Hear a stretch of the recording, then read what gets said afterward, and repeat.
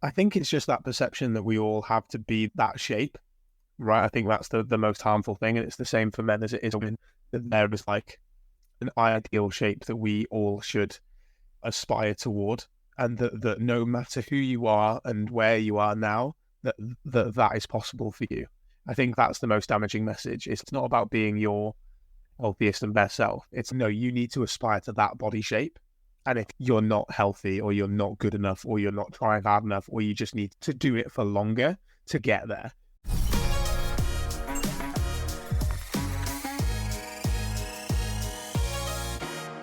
Hey guys, welcome to the Unshakable Habits podcast. I am your host, Stephen Box. And you guys just heard from my guest today, Mr. Jonny Landels, who is a health coach just like myself. And we had this great conversation about a topic that is not discussed enough, and that is men's body image and body positivity for men. It's a topic that usually when you hear about it, it's around women. And I think that's great for the ladies. I love that the ladies are getting that positivity. But for men, this is something we don't talk about enough. And we don't talk about the way that this has an impact on us as men enough. Now, I just want to really quickly, before we jump into that, tell you guys a quick update here. You may have noticed that if you actually subscribe to the podcast or you follow the podcast on your favorite podcast platforms, that we haven't published an episode in about a month. And just a little break to recalibrate some things. We're going to be shifting in the next week or two to a different format for the podcast, some shorter episodes a little bit more frequently. So just been really getting the content together for that before we start putting it out there.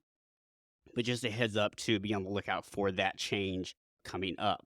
Also, one thing that I'm changing, that's kind of a big thing, is I'm not going to focus just on men. Now, today's episode is all about men. There's still going to be a lot of content out there that is focused very much so on men. And I'm still going to have a coaching program specifically for men. So I'm not abandoning men, but somebody pointed out to me, and I think it was a really good point of, if we help women also develop good habits, that just creates stronger support systems for men. And I know that in my life, where I've been able to be successful is because I have a wonderful wife who supports me in so many ways. So I wanted to really make the podcast more accessible for everyone so that everyone can get the benefit of it. And there will be times where we'll have episodes like we're going to have today that will be more focused just on men. So just throwing that out there for you. But this topic of today, going back to that, is something that, like I said, I'm very passionate about, because I noticed that when you start looking at this idea of body positivity for men, it's almost like it's this negative reaction a lot of times. I'm told by people when I talk about this, oh, you're just encouraging people to be overweight. You're encouraging people to be unhealthy. And at no point do I ever say to someone, you should just stay overweight. At no point do I tell anyone they should be unhealthy. I encourage people to eat healthy foods 80-90% of the time. I encourage people to work out as consistently as they possibly can. I even give people a lot of tips on different ways to work out to get the best results. What I don't tell people is that you need to have six-pack abs to be healthy. What I don't tell people is that if you don't have big, huge muscular arms or boulder shoulders or whatever, then you're not healthy. I don't tell people that because I don't believe that to be true. When I was losing my weight, when I lost my 80 pounds, there was a point where I was still a good probably 30, 40 pounds overweight. So I'm like halfway through my weight loss process at this point. And let me tell you guys, I was in better shape than some dudes who were like really skinny at the gym. Like I would like literally work circles around them dudes. So you don't have to be a certain weight, right? There is no such thing as a certain weight or anything that defines healthy. And I think that's really the main thing I want to stress to people here is, yes, we want to encourage you to be healthy, but that doesn't necessarily have to be a certain size or a certain look. Everybody needs to figure out what works for them in that regard. So I just want to throw that out there real quick, and also just share a quick story with you guys about why this is so important and so personal to me. Even though I recorded this interview a couple months back and we're just now getting a chance to publish it, this past week, I was featured in an article for the Atlanta Journal-Constitution about New Year's resolutions. And the reporter said, "Hey, do you mind if I send a photographer out to your house to get pictures of you working out?" Now, be honest with you guys, I have not really gained in any weight, but my workouts haven't been quite as intense. There's a lot of Christmas cookies and treats and football get-togethers and all that kind of stuff going on over the last few months. And so I'm not photo ready, okay? Let's just put it like that. And I was getting in my own head. I was having doubts, and I was like, "Oh, what are people gonna think? How are people gonna see this? What if they feel like, oh, like he doesn't look like a trainer?" And that give them second thoughts about working with me, and all this other stuff that started running through my head, and all these self doubts that started going through. And the picture actually came out great.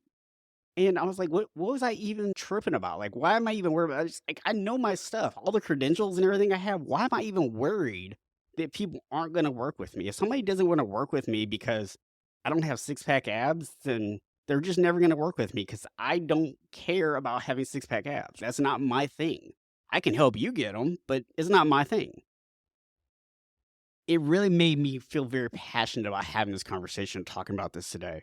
And that's really where this conversation is going to go. And Johnny has a great story where he was someone who was super fit, but he didn't see himself that way. He still saw himself as someone who needed to be better. He saw himself as someone who was not in good shape, even though he was super fit. And that really havoc for him, created some major issues for him. So we're going to talk a lot about that kind of stuff today. And if you guys want to give me your thoughts on this topic, feel free to come chat with me on social media. You can find me most places at Unshakable Habits or on X. I don't really get on there too much, but you can connect with me on there at I Coach Habits. So would love to hear your thoughts on this. But with that, please allow me to introduce you today to my guest, Mr. Jonny Landels. Thanks for having me, Stephen. It's great to be here and great to have this conversation with you. Yeah, so you post a lot on social media about this whole idea that us as men have been taught that we've got to look a certain way, that we need a certain body type, that we got to eat a certain way, and all this kind of stuff. And I think one of the things that originally you posted that stood out to me was this idea that language plays a trick on us. Women are a lot of times told like they have to diet, and there's this whole diet culture thing, whereas men think maybe they're a little bit more immune to it. For some reason, things like intermittent fasting or keto or whatever feel more manly. And so, oh, I'm not dieting, or we go through bulking and cutting seasons, right? It's like what you were posting about. You're like, guys, that's still dieting, right? Yeah. We just called it a different word.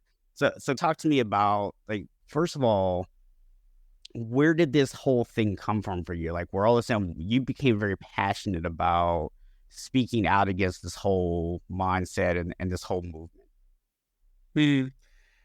Yeah, I think for me, it was something that I had always touched on a bit, but I became much more passionate about it through becoming very aware of my own cyclical weight. Okay, like I was someone who grew up as a bit of a chubby kid and a bit of a bigger teenager in comparison to my peers, and so being made fun of for my size and my weight was something that was just happened as I was growing up. So I definitely internalized this identity of being someone who was as fat, and that was a bad thing and was only my fault and my mission to solve. And even though I've been completely ripped and shredded in the past, I look back at those days now, and in the moment of those times, I wasn't aware of the shape that I was in, right? I was always trying to lose weight. I was trying to focus on a certain weight on the scale, or I would be very critical about my body. And I would always look at myself in pictures and say, I'm not lean enough, right? Like I still have this to fix or this to fix or what have you. And no matter what approach I was on, whether that was tracking my calories, whether that was tracking all my macros, whether that was intermittent fasting, whether that was low carb, it would be quite cyclical for me to lose weight, get get quite lean, still focus on being quite lean, and never really hit my goal, my quote unquote goal, as it were. Then something in my life would happen where I would just be knocked off track, right? I would either break the diet or I would just say I can't be bothered to track anymore. I would start having these uncontrollable eating episodes and just oscillate between this discipline versus this chaotic eating. And it wasn't for a number of years, and a number of years into my coaching business, actually, that I became very aware that this was disordered eating, right? This was a cycle of very obsessive eating, very restricted eating. And it was all due to the way that I perceived my body and what I saw in the mirror looking back at me. And so that's when I became much more passionate about looking into the topic of body image as it relates to body dysmorphia, right? That obsessive nature about your body and how that also relates to nutrition and training. And that led me to delve deeper into the messages we're provided as men growing up and everything that we see now of the fit, muscular male as the ideal we should be aiming for. Yeah. Yeah. So what exactly do you see as some of those messages? What are the couple of the messages that you see out there that are really harmful to men? I think it's just that perception that we all have to be that shape, right? I think that's the most harmful thing. And it's the same for men as it is women. That there is like an ideal shape that we all should aspire toward, and that no matter who you are and where you are now, that is possible for you. I think that's the most damaging message. It's not about being your healthiest and best self. It's no, you need to aspire to that body shape. And if you're not healthy or you're not good enough or you're not trying hard enough or you just need to do it for longer to get there, and it's no matter what it takes, and it completely obliterates people's own genetics, lifestyle, circumstances and privileges to find their best self. It's no, it needs to look like this. Yeah, and I think for me personally, one of the things that I've picked up on is when we find ourselves trying to go to an ideal body type, what ends up happening is we take on very unhealthy behaviors in order to achieve that goal.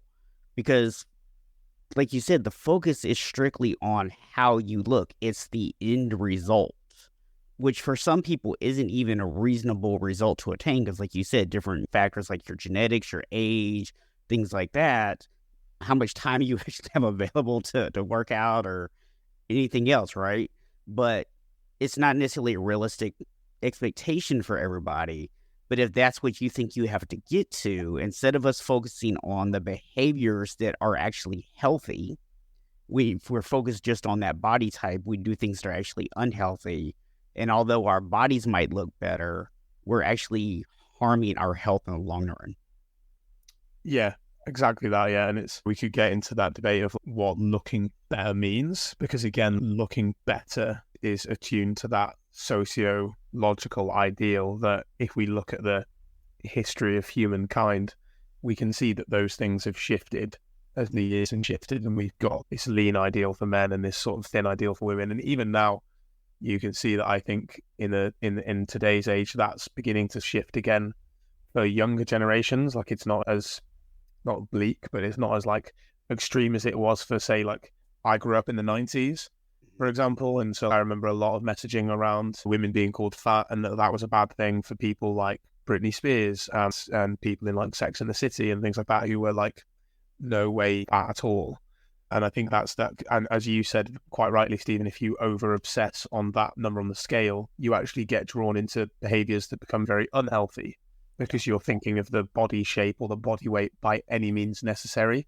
And unfortunately, that's the thing, is that two people can do the same thing, eating and exercise-wise, and get different results. Not to mention the people who are already of a lifestyle where they're very active, they're going to be able to eat a very different level of food and types of food than people who are less active, and that just be a consequence of their work, right? And we can't just say to everyone, you know, give up your jobs and become personal trainers, because we wouldn't have a society if everybody was just active personal trainers. Yes, that is true. I mean, it would be a great society in terms of us all exercising and stuff like that, but That'd be about the only benefit that came out of it. There would be a lot of negatives too, unfortunately. Yeah, we'd all just be on the gym floor and nothing else would get done. Like that's the whole world would just be a big gym. That would be it. That's all we would have. And yeah, it's interesting because it's interesting to me because when I was actually in a store a couple of months ago, I picked up on something. For women, this movement of like positive body image is very much in vogue right now. There was literally pictures of women of all different sizes all over the stores. So as you're walking by the women's department, pictures of larger bodies, smaller bodies, in between bodies, everything, right? But you go over to the men's section, and every single picture of a guy with the outfit on or whatever is a skinny guy or a muscular guy. There are no pictures of chubby guys in stores. Why do you think it is that for women, this messaging has been so powerful and changing in the marketing, yet for men, it's still been so largely ignored? That's a great question. And I'm not sure I could completely answer that for you. I think it's maybe the amount of men that do talk about it and kick back at it probably isn't enough, and it isn't as widespread a message. I think with men, because there's a generalized lack of compassion anyway, both for the self and for your mates, and a generalized, I think there's a lot more anti-fat bias inside of men than there is within women. When I talk to lads about this kind of topic and about people who are bigger are clearly just eating more, exercising less, they just need to try harder, do more work.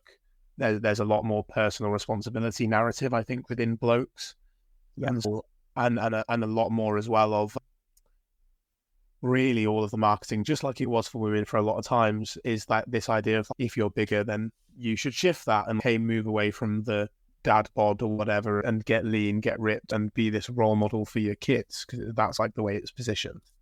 So I think we're just slower to catch up to that idea of there generally being variety in body shapes and sizes, and there are more men coming out about that, and more like bigger lads who are models and things. But as you alluded to, you wouldn't really see that in a high street shop. You'd probably see more of that if you were shopping at a specific store or an online store that was for like bigger men.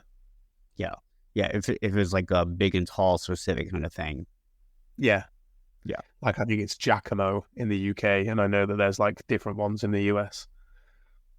Yeah, I think you're onto something there though, and I think a lot of that honestly goes into other issues that we have as men in terms of the messaging the society's given us, because we have been for the most part taught that as men we're not supposed to ask for help. That asking for help is a sign of weakness. We're supposed to do things on our own. You're supposed to power through. You're supposed to have willpower, and all these messages that kind of paint this idea of masculinity as just being tough as nails and being able to push through anything. And that kind of messaging, I think, does tie back into this idea that people get of, if you're not in the shape that I think you're supposed to be in, it must be because you're lazy. It must be because you're not disciplined. You just need to buckle down and man up.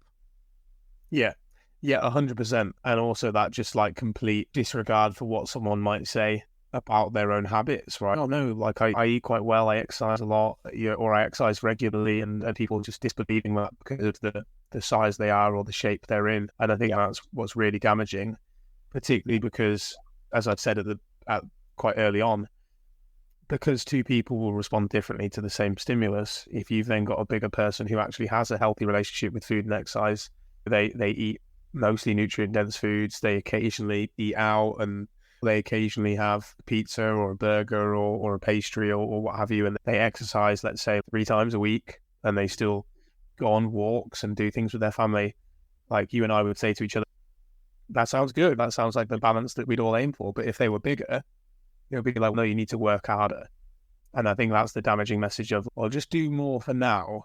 Do more, do 5 sessions a week, do 15,000 steps a day. Let's rein in those calories, man. Let's try fasting, like, get you down to where you want to be, and then we can think about maintenance. And I think that can be a damaging recipe, because then actually finding that maintenance becomes very difficult. Because if maintenance were those habits they were doing before, what's to stop that kind of slow regain back? And then you get stuck in that kind of like oscillation between normal life and a restrictive approach to try and get down to this magical weight target, right? Yeah. I think something that you just touched on here that is such a important topic to bring up. For a lot of people, this idea of being a certain size is a negative. And the reality is there are some negative aspects of being bigger, being overweight. And primarily we're talking about increased risk of disease, like heart disease, high cholesterol, high blood pressure, things that are preventable and things that we obviously should not aspire to have. Right? These are things that ideally we don't want to have. So how do we find that balance between this idea of we want to have healthy bodies, but healthy isn't necessarily what we've been taught, right? Healthy is not necessarily about being super skinny or being super shredded, because I know guys who are super shredded or super skinny and their cholesterol numbers are off the boards, or they've had a heart attack because their arteries are clogged, because they just have really great genetics, so they look great, but their diet is crap, right? So like, how do we find that balance between, okay, we don't necessarily need to say everyone needs to look this way, but let's also not just celebrate saying, just let yourself go. Like, how do we find that balance? Yeah, it's a good question, Stephen. I think that we've got to release that connotation of just because somebody's bigger than us, that must mean they've let themselves go. And I get you're saying that because, and I know that you're aware of that, but it's like reiterating that to people listening. That doesn't always mean the case. And as you said, there will be people who are slimmer or shredded who have mostly junk food diets, don't exercise, and so actually their lifestyles aren't healthy either. And we do have this research now that, because I'm somebody who's very against the use of the BMI, really, because it's the way that it was like formed and classified and used. But the research that we have with regards to mortality rates at certain BMIs when they are correlated with lifestyle habits showcases that even people who are in that kind of 30, 35 plus BMI category have as low risk of mortality as people in lower BMI categories, as long as they are exercising frequently. And the frequency was like 150 minutes a week, I think, eating 5 or more fruits and veggies a day, not smoking, drinking in moderation. So if you've got 4 or more lifestyle habits that are conducive with a healthy lifestyle, then your risk of mortality does get reduced even at a higher BMI. And this is what researchers are now terming like medically healthy obesity or metabolically healthy obesity. And like you said, if we're looking at health, it's looking at things like those blood markers, like blood sugars, cholesterol, VO2 max. Your CV health are things that can be worked upon no matter your size or shape, right? People can lift weights, they can do cardiovascular training, and they can have a nutritious diet. So it's focusing on those things rather than the objective metric of the body weight or the body shape. One thing is, you and I both are health coaches, and I think something we see in our industry that I find to be very problematic is when we go out and we start having messaging with people, what we find a lot of times is it can be very difficult to promote your services when you start talking to people about building healthy habits and, just living a healthier lifestyle and everything, because this messaging around you have to have a certain body type is so strong. And when a lot of coaches struggle to market their services, what do? They go back to, I'm going to help you lose X amount of fat in X number of days. And like you alluded to earlier, this idea of, hey, let's get you where you need to be and then we can maintain. Right. So I just wanted to point that out, because I think a lot of times, and this is very unfortunate, that people in our industry are feeding into this problem and they're feeding into it from a place of fear, right? It's the, hey, business isn't going great. I need to get some sales. And so I go with the easy thing, right? I go with the thing I know people want to hear. Yeah. I'm just curious, like, what has been your experience with that? Yeah, it's a good question again. And I agree with you that I see that now. And equally like you, it's saddening to see that there are those pushes for those results, particularly quick results, both in terms of advertising as well as just general social media posts that I see. A lot of my social media feed is away from that kind of thing now. Like, interestingly, becoming a dad very recently and being in my mid-30s, like I have noticed my adverts shift. Like, I'm getting a lot of male personal trainers in my feed promising to get me lean. Like, I even saw one this morning that was a 14-day challenge that was like called Lean in 14. Then with 14-day small priced challenge promising me a certain amount of weight loss in the kind of 2-week period. And yeah, it's everywhere. And I think it pulls towards people's instant gratification as well, and pulls into people when they are vulnerable, when they might be feeling like, I've just had a kid. So the last 3 months of my life have been quite chaotic in terms of my sort of exercise and food because of where I'm living at the minute, but particularly the last few weeks with a week in the hospital and the 2 weeks of a newborn and things, like it's a vulnerable time to get that marketing. But in terms of seeking for business and this idea of everybody wants fat loss, so surely that must be what I need to do. As I was pivoting, that did concern me a little bit because I'd built up a reputation as somebody who helped people lose fat and showcase before and afters and did all those things. But then when I realized that, a lot of the pain that I'd been suffering with regards to my body dysmorphia, with regards to my disordered eating, with regards to the habits, that there were loads of other people that struggled with those things too, and talking more about that in my posts and being quite authentic about it really led a lot of people to say, hey, I want to work on my fitness without those things being a struggle for me. I'm sick of having to count every calorie under the sun. Like, I'm sick of weighing myself every day and having that dictate my mood as well as my eating for that day. I want to be a role model for my kids and be strong and be fit. I want to be those things rather than be focusing on like the lean ideal that's made me this like obsessive, angry, moody person. And so if you're listening to this and you're resonating with it as a fitness coach, it's just knowing that people do want those results. Like I have a business, right? And I have plenty of clients who work with me on their fitness and their eating in a non-diet way. Yeah. Yeah, and I will, just to play devil's advocate here for a second, say that there are some people out there that's generally what they want, right? They want to lose a bunch of fat. They want to look a certain way, and it's an internal thing for them, right? They're not just doing it because they think that's how they're supposed to look. It's how they actually want to look. And my thing is, look, I'm not saying that you can't market to those people. I'm not saying that you can't appeal to them.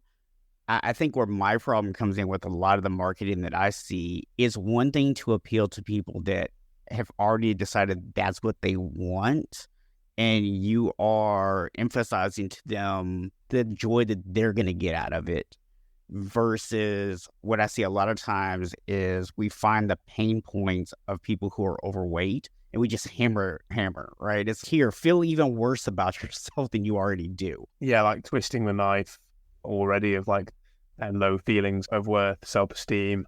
Oftentimes people who are bigger as well will have chaotic eating habits as a result as well of attempted dieting a lot of the time, right? It's not like people who are bigger will have never tried it. And so I agree with you there, Stephen, that there's nothing wrong with marketing. Hey, let's get you completely shredded.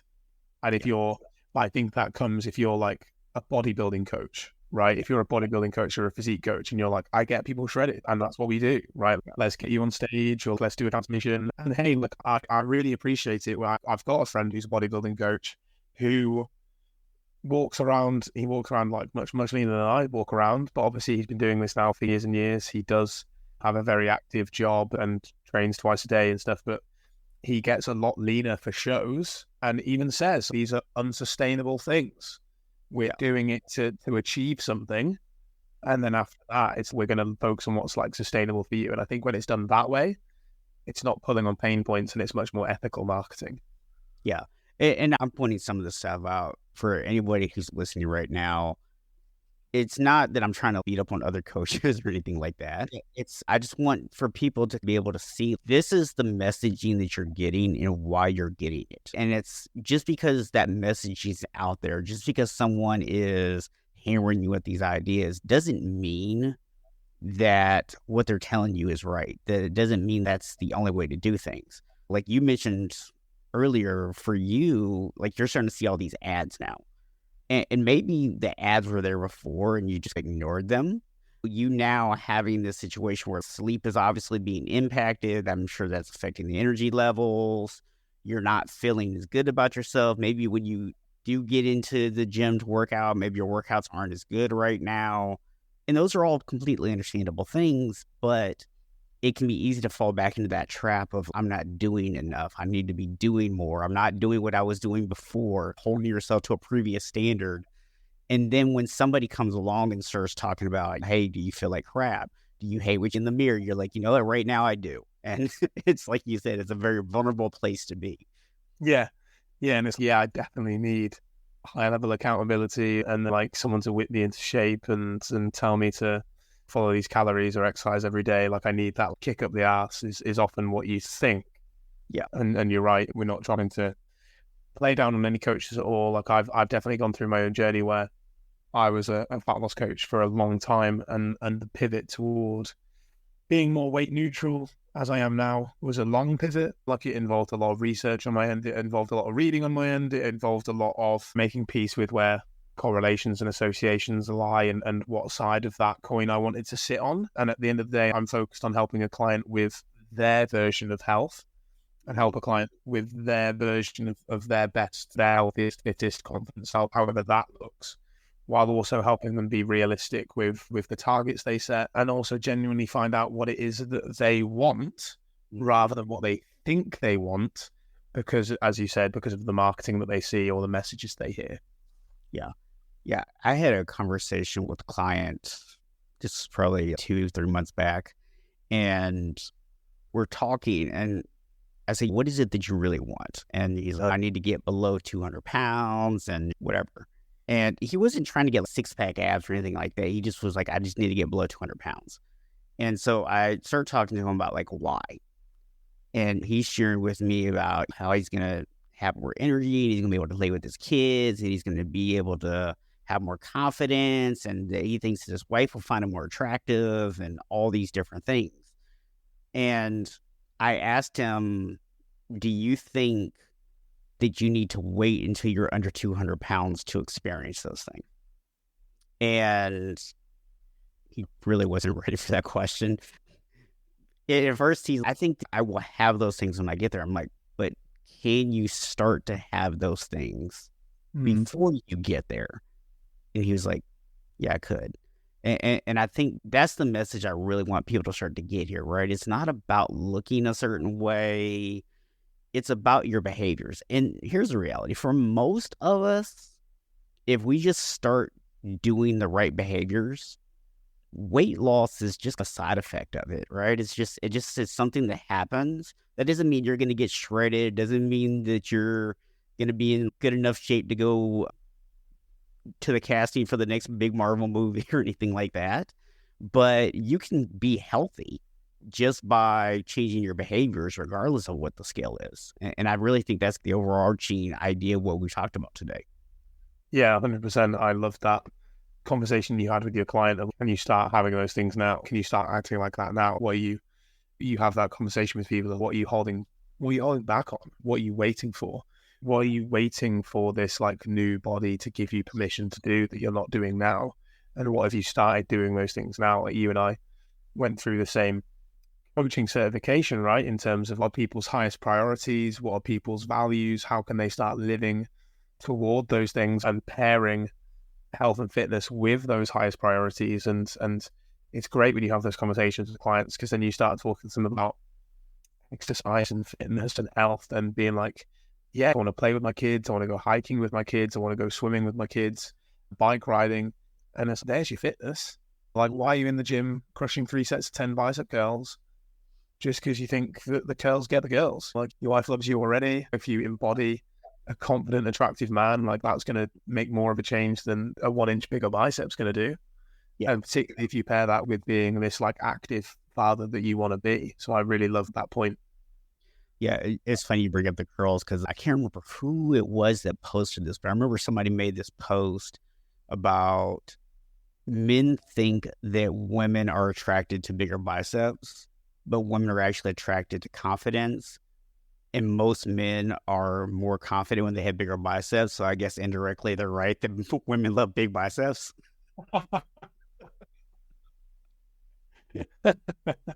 Yeah, I think that's a thing of the bravado that, again, I think this is another reason why men can struggle with a body image messaging, is that like a lot of the times our confidence can be tied into our body image, and teasing those things apart can be quite difficult to do. And what I'd say about that as well is that oftentimes acceptance of where your body is now, men think, if I accept my body now, why would I ever be driven to change it? And you mentioned before, we don't want to just let ourselves go, for want of a better word.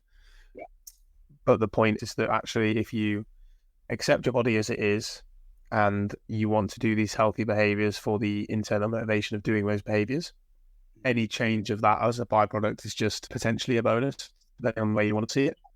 And we actually take care of the things that we like better than we do the things we dislike. So people always say, if I like my body, I'll just not do anything. And I say, actually, you'll take care of it better, because it's about developing these self-care behaviors from a place of like compassion and body appreciation rather than body hatred. Yeah, because I think one thing people do miss out on is this idea that what we're doing is we're hating our bodies. Yeah. When you look in the mirror and you say, I need to lose my gut, or I need bigger arms or whatever, what you're really saying is, I don't like what I have now. And it's okay to want change. It's okay to want something to be different than what it is. But where does that come from? Is that coming from a place of love, or is it coming from a place of hate? And I think for most of us, it comes from a place of hate. Yeah, I'd agree with you.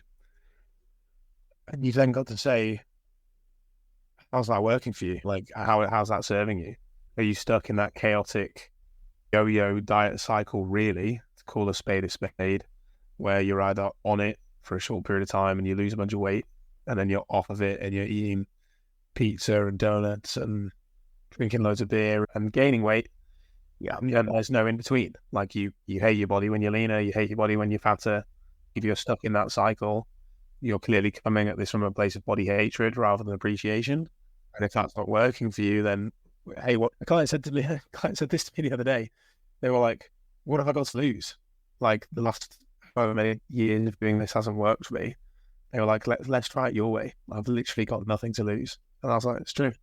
Got nothing to lose and everything to gain. You're like, you actually have a whole lot to lose. Let's see, we can start with negative self-image. Yeah. Negative self-talk, negative self-image. Let's get those things in the bin. Yeah, we can get rid of some of that, right? So we can lose that. Yeah. Reframe what we're getting rid of here. It's actually very interesting. Years ago, when I trained people in person, at that time, I wasn't just focused just on men. I was actually training everybody.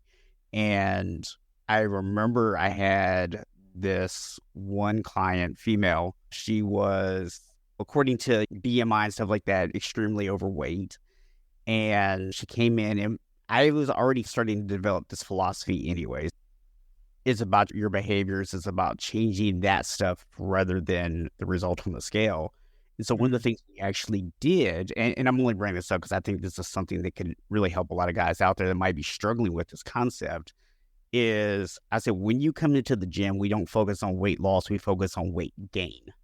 Because what we're worried about is you be able to put more weight on the bar versus what the scale says, right? So we're trying to gain weight in here. We're getting our weight up in here, not down. Yeah. I love that. And he's positioning it then much more to the ability in the gym than anything else. Yeah. And it's just, it goes back to this idea of like, what are the behaviors that you want to do? I think that's something that a lot of guys might be thinking, okay, if I'm not focused on fat loss, which is something I've always focused on, or if I'm not focused on just trying to get bigger muscles because I think that's what I need, then what am I focused on? You're focused on the behaviors that get you those things, but you're focused on them from the standpoint of those are the things you want to do. You're not doing them because you want to gain muscle. You're not doing them because you want to burn fat. You're doing them because those are the activities that you want to do. Yeah. They're going to make you healthy. Yeah. And you've got to then come from that, from an internally motivated place, right? What's the motivation to be healthy, to be fit? What do those things mean to you? And what does that look like realistically? And then you have the destination postcard, right? That you can then draw a roadmap to, in terms of these are the behaviors that I want to be doing. You can then start from a much more sustainable place and know those can build over time, right? You don't need to whack out Atomic Habits or whatever and do all of these like really detailed things to try and build these habits and try and hack your life. You don't need to biohack a thing. It's just like, I want to do these things. Mm-hmm. How can I start small and start building them into my life, and then know that they'll grow naturally as they become more and more normal to me. Yeah. And to me, I think a lot of it, we have to put on ourselves as health coaches, right? We have to educate people on the benefits of things outside of lose weight, get bigger. Mm-hmm. Right. We have to do a better job of that as an industry. So, for example, when we start talking about strength training, if I were to go and just randomly pick out 100 guys and ask them, what are the reasons why you should do strength training? I would venture to guess that a very small percentage of them would answer anything other than lose weight or put on muscle. Yeah. Yet you and I both know there are a lot of different benefits to adding strength training to your routine outside of gaining muscle or burning fat. Yeah. Yeah, tons of them, yeah. Yeah. And it's a shame that's not more well known, particularly for blokes who are in their 30s and 40s, right? The delay in osteoporosis and sarcopenia, the improvement in bone density, the improvement in anabolic maintenance anyway, right? It's just so many benefits to that in terms of a healthy, functional lifestyle, and one that you'll be reaping the rewards from in years to come, particularly when you get older and your mates who haven't lifted start to really struggle just with day-to-day function. Yeah. Yeah, it's so weird for me because I'm actually 45 now. And right. I have friends who are in their 30s that they'll like, when you get out of bed in the morning and such hurts, I'm like, no, sorry, I don't know what you mean. I can't relate. And that's because I've been consistently exercising for the last almost 15 years now. I didn't even actually start until I was like 32, 33. Right. I didn't even start my process until then. So there's also that, guys. If you're out there going, no, it's too late. No, it's not. Not too late. No. So, Johnny, one thing I wanted to talk to you about was you posted about how you were going through this transformation, right? You were transitioning from this guy that was overly obsessive about your body to someone that kind of pulled back on the reins a little bit and said, you know what, I need to enjoy life a little bit more. And with that, maybe came a couple of extra pounds, right? And you said that you started having people go, hey, man, what's going on with you? Did you stop working out? What's going on? What was that process like for you internally? And the reason I'm asking you this, just so you maybe know how to context the answer here, is I think there's a lot of people out there that maybe have that fear of letting go. Yeah.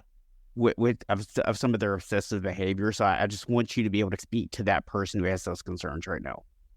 Yeah, it's a great question, because as somebody who had always been really lean to fight back against any negative comments about his body, right? Like it was all fueled from that upbringing of being teased about my weight and having that affect my confidence and having it be this whole thing of my fault.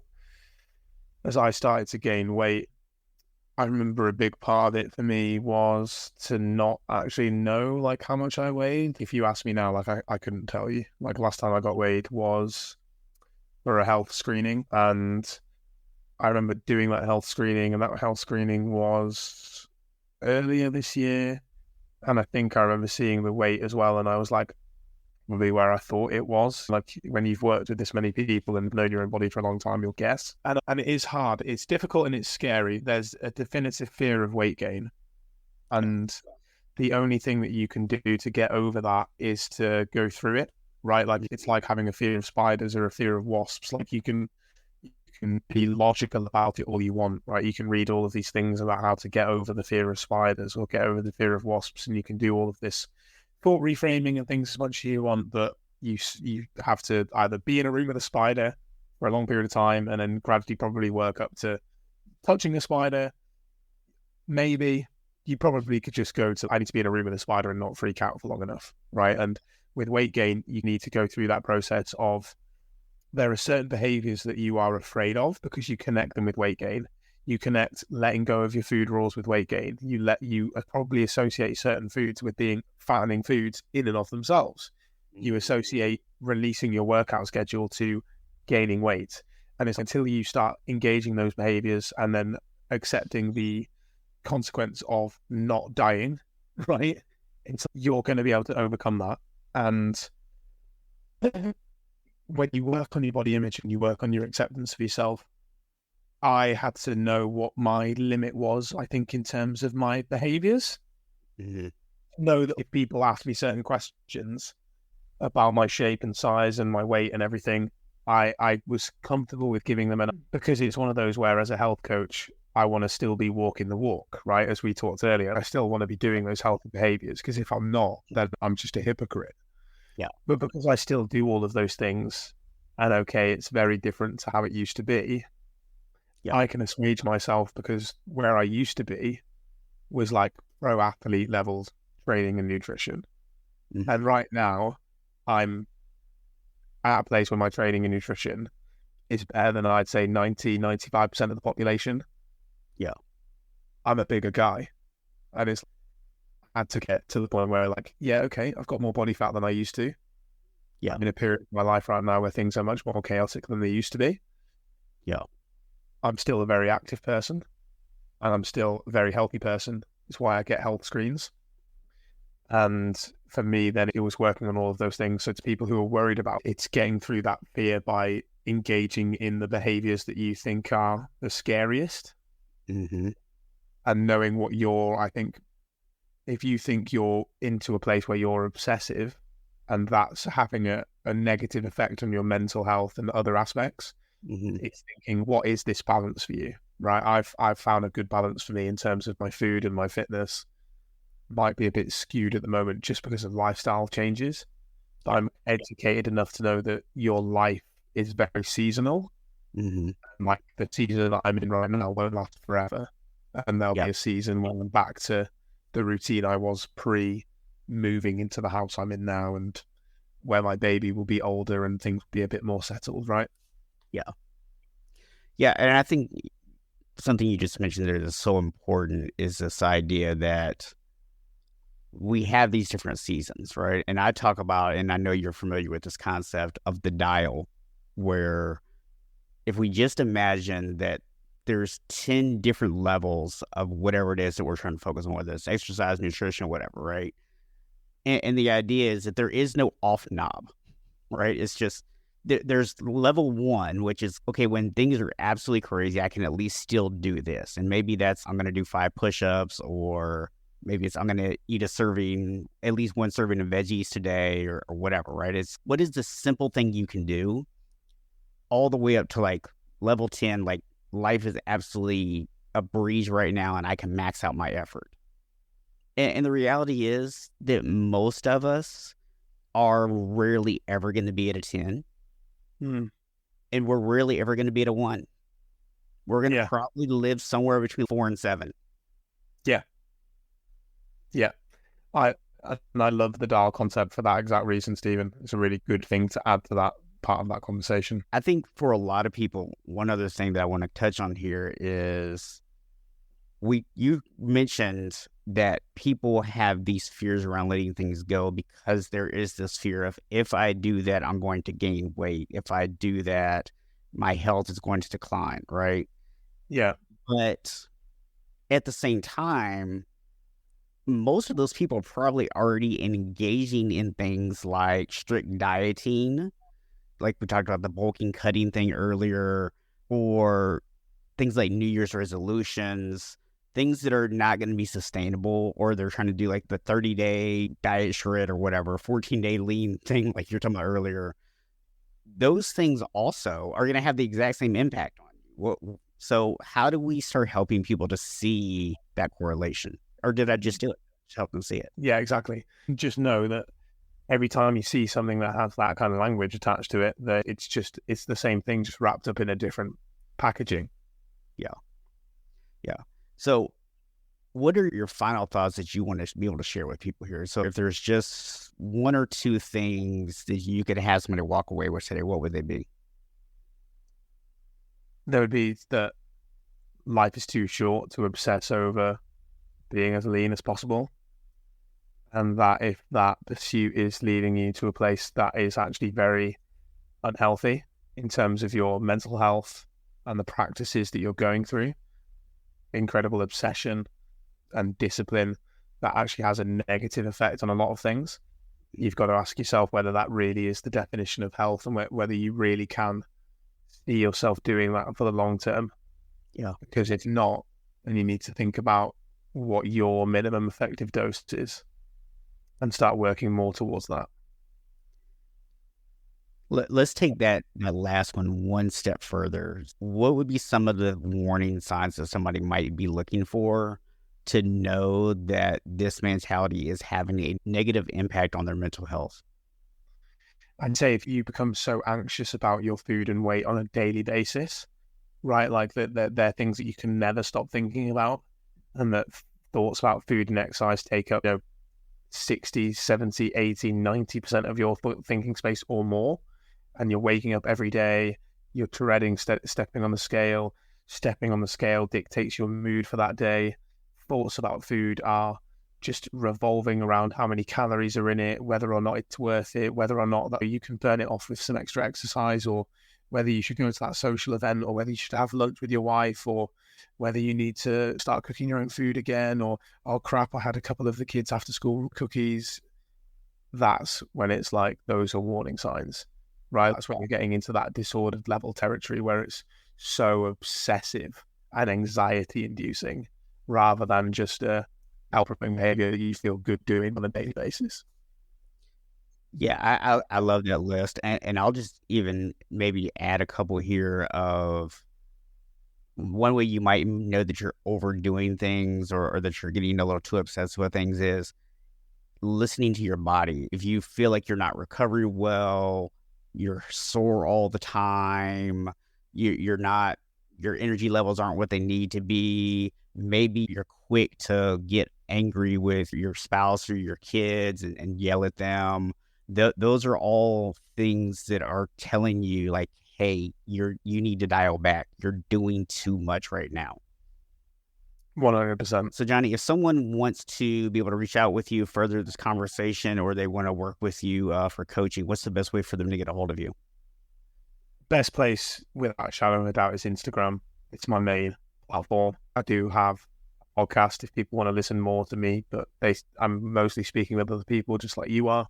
So the podcast is called Beyond the Mirror, but if they want to check me out, then Instagram is the best place, right? And Instagram is just my name, and my name is Jonny without an H, so it's Jonny, and my name Landels, although rhyming with candles, is spelled Landels, so it's an ELS rather than LES. So those would be the two best places. Okay. And with that, guys, I just want to remind you, as always, that while none of us are born unshakable, we can all become unshakable. Thank you for listening to the Unshakable Habits podcast with Coach Stephen Box. Be sure to hit the subscribe button and help us spread the word by sharing the podcast with other men. If you're ready to create unshakable habits, you can learn more and connect with us at unshakablehabits.com.